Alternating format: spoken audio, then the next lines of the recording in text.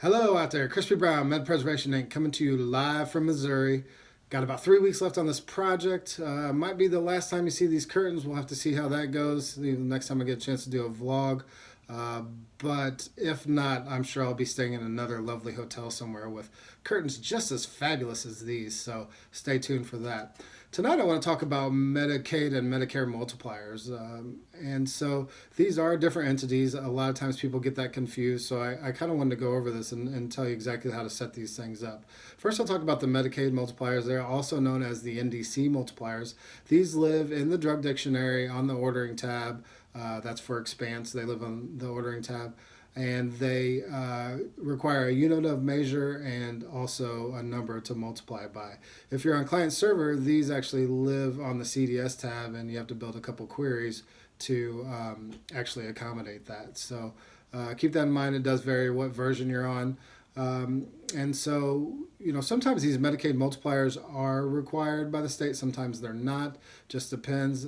And if they are required, a lot of times the units that you have to submit those by do vary. So you will want to make sure you look that up on your Medicaid billing website, claims website, whatever that may be. There is a toolbox parameter that governs these multipliers, and that does live in the FA toolbox. There's two different options for that formula to calculate these multipliers.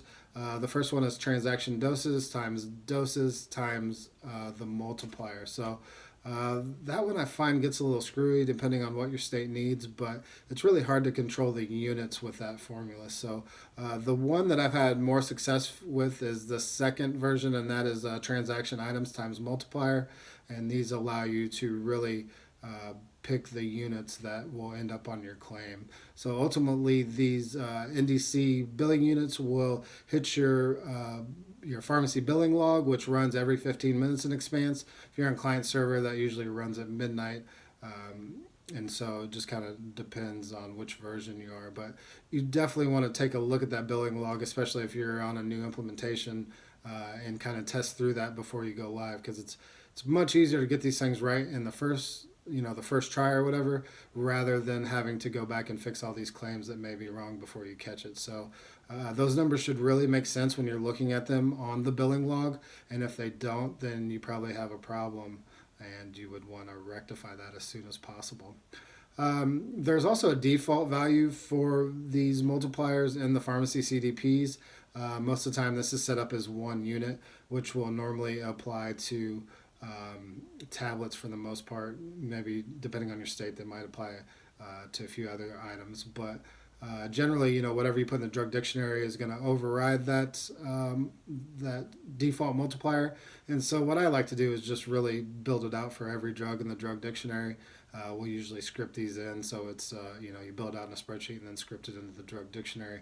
So not that big a deal. Just a couple fields you're filling in. But if you were to do that by hand, it's quite a bit more work. But I like to completely build them out in the drug dictionary, because it's an easy glance to really see what kind of units you're putting on that claim, or that you're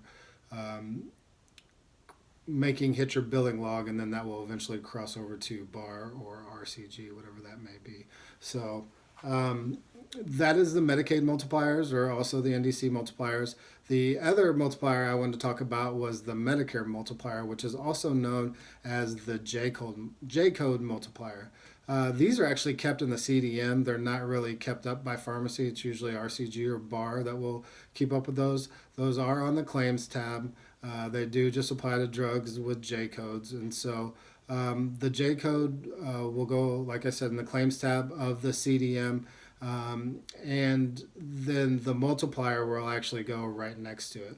And so, as an example, if you have like ceftriaxone, which is built out in 250 milligram units, say you have a 1 gram total dose, well, that will give you 4 billable J code units, and that is actually what you have to submit to Medicare.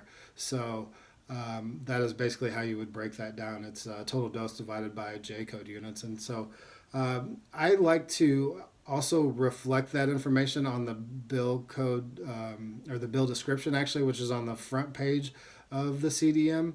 And so you have the name, which should be really be your total dose description. So you would put 1,000, milligrams there, or 1 gram, however you have it set up, depending.